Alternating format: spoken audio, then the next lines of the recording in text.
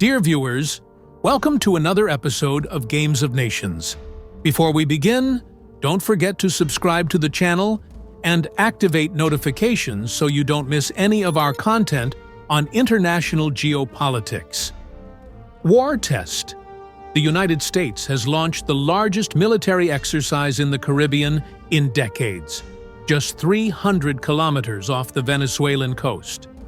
The operation involves aircraft carriers, strategic bombers, and a simulated attack on a hostile Caribbean island, an obvious code name for Venezuela. Caracas has placed its forces on maximum alert, interpreting the exercise as a full-scale rehearsal for an actual invasion. Military tension in the region has reached a critical level.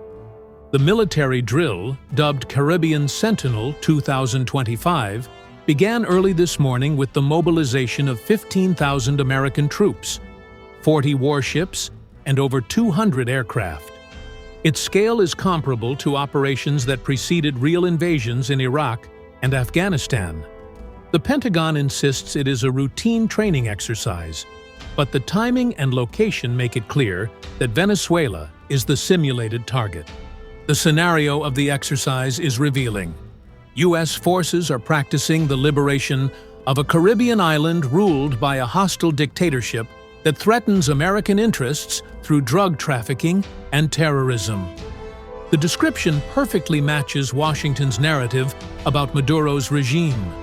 There is no ambiguity about who the Americans are preparing against. The operation includes a simulated full naval blockade. U.S. warships are practicing the interception of vessels attempting to enter or leave ports of the target country. Submarines simulate the sinking of ships that violate the blockade. The goal is to demonstrate the ability to economically strangle any Caribbean nation by cutting off maritime trade. The air component is particularly impressive. B-52 bombers taking off from U.S. bases conduct simulated attack missions against enemy military installations. F-22 and F-35 fighters practice establishing an air exclusion zone. A 10 Thunderbolt attack aircraft simulate the destruction of armored vehicles and ground fortifications. A full-scale rehearsal of a devastating air campaign. American Special Forces are practicing amphibious infiltration on Caribbean beaches, simulating the capture of strategic points controlled by hostile forces. Navy SEALs conduct nighttime raids on enemy command facilities. Army Rangers practice capturing airports. Delta Force simulates hostage rescue operations. All scenarios are directly applicable to a potential operation in Venezuela. Maduro responded by placing the Venezuelan armed forces on maximum alert. All military leave was canceled, troops were mobilized to defensive positions, and anti-aircraft systems were activated. The dictator appeared on state television, denouncing the exercise as preparation for imperialist aggression and promising heroic resistance. But Venezuela's actual ability to resist a U.S. attack of this scale is virtually non-existent. Military analysts estimate that Venezuelan forces would be neutralized within 48 to 72 hours of real combat. Venezuela's military equipment is obsolete, poorly maintained, and operated by undertrained troops with low morale. American superiority is overwhelming in every aspect. The Venezuelan Air Force has a few dozen Russian-made Su-30 fighters, but most are not operational due to lack of maintenance and spare parts. Venezuelan pilots fly only a few hours per year because of fuel shortages. In any confrontation with U.S. aviation, they would be quickly destroyed without inflicting significant damage. The Venezuelan Navy is even weaker. Only a handful of old frigates and corvettes are seaworthy, lacking modern anti-missile defense systems. They would be sunk by missiles launched from American ships and submarines before they could respond. Venezuela has no naval capability to challenge a U.S. blockade. Venezuela's ground defenses are more complicated due to Caracas's urban geography. The densely populated city would make ground operations difficult and increase the risk of civilian casualties. However, precision bombing could destroy key military installations while minimizing collateral damage. American technology allows surgical strikes against targets in urban areas. Venezuela's air defense systems include Russian S-300s, which could theoretically threaten U.S. aircraft. But these systems are outdated, and the Americans possess sophisticated electronic countermeasures specifically designed to neutralize them. The first wave of a U.S. attack would destroy radar and missile launchers before they could respond effectively. The exercise also tests the logistics of sustaining a military operation far from the U.S. mainland. Supply ships practice refueling and rearming at sea, while transport aircraft execute cargo missions between American bases and the simulated operational zone. Logistical capacity is crucial for a prolonged campaign. Caribbean nations are uneasy about such a massive military exercise in their waters. Several small regional countries depend economically on maritime trade, which would be disrupted in a real military conflict.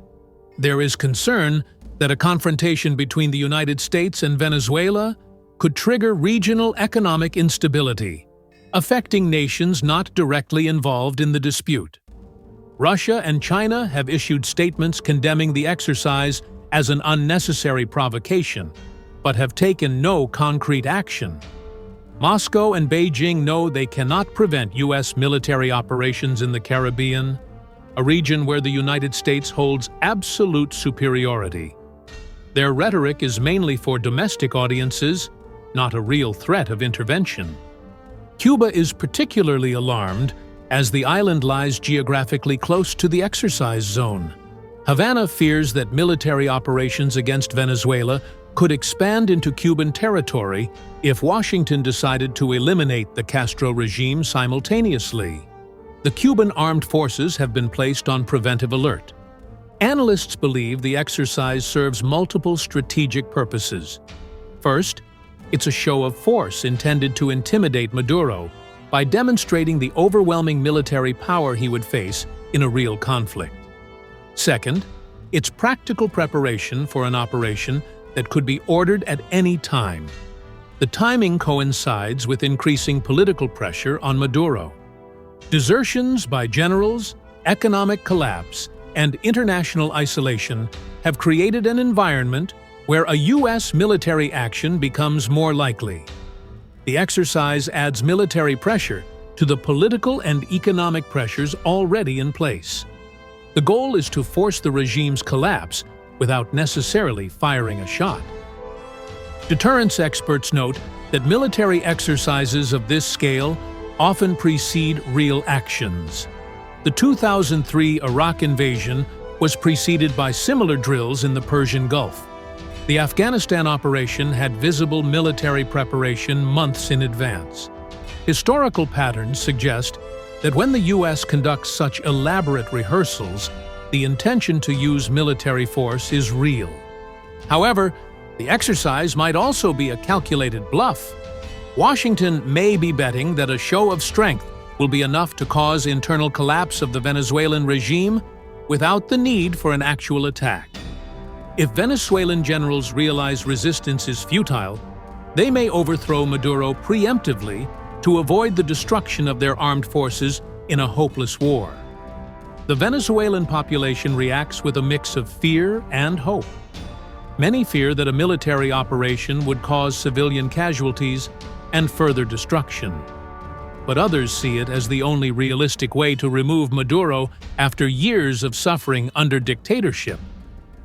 Underground polls suggest that a majority would accept a U.S. intervention if it brought a quick end to the regime. Maduro faces an impossible dilemma.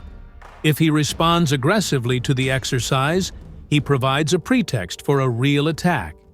If he doesn't respond, he appears weak, encouraging internal conspirators. Any move could trigger collapse. The dictator is trapped between equally bad options. What is clear is that the United States has demonstrated both the capability and possibly the intention to intervene militarily in Venezuela. The exercise is not an abstract drill. It's specific preparation for a real operation against Maduro's regime. If the dictator fails to get the message and change course, the next phase may not be an exercise, but a real attack. If you haven't subscribed to the channel yet, hit the button now and turn on the bell. We'll be following this exercise that could turn into a real war. Leave a comment below telling us whether you think this is a full-scale rehearsal for an invasion. Thank you for watching this critical episode of Games of Nations.